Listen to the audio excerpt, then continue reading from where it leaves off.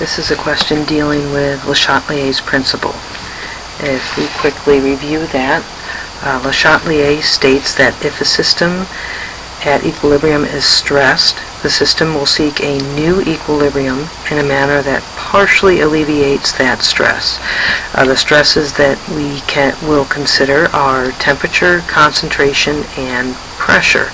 Although you do have to be very careful considering whether or not pressure is indeed a stress and how it will react, and we'll deal with that in a later video. So if we look at this system, H2S reacting with oxygen gas to generate sulfur and water. So what happens to the water concentration if O2 gas is added? So what we're doing is we're adding O2 gas. We add a reactant. That means our shift is going to be to the right. Now we can ask what happens to the concentration of water.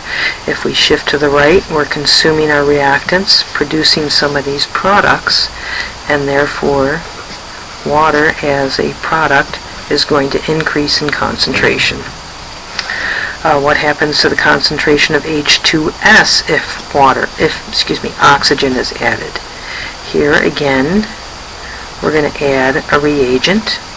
The shift again is to the right.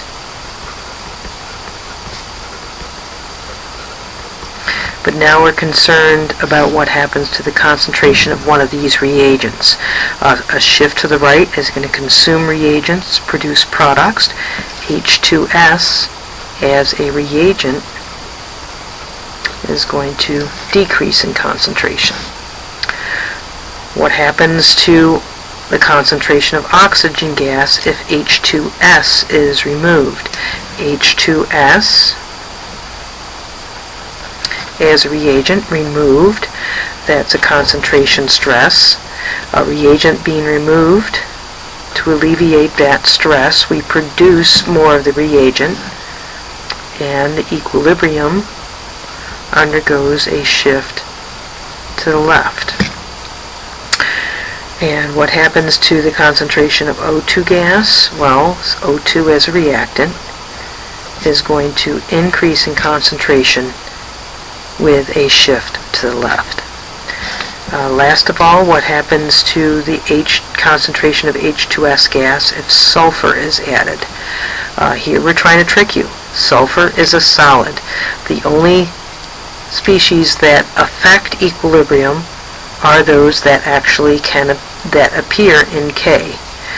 So the solid, removal of the solid, does not affect the equilibrium.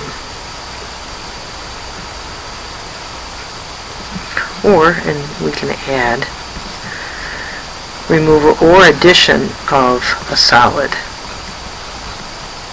has no effect.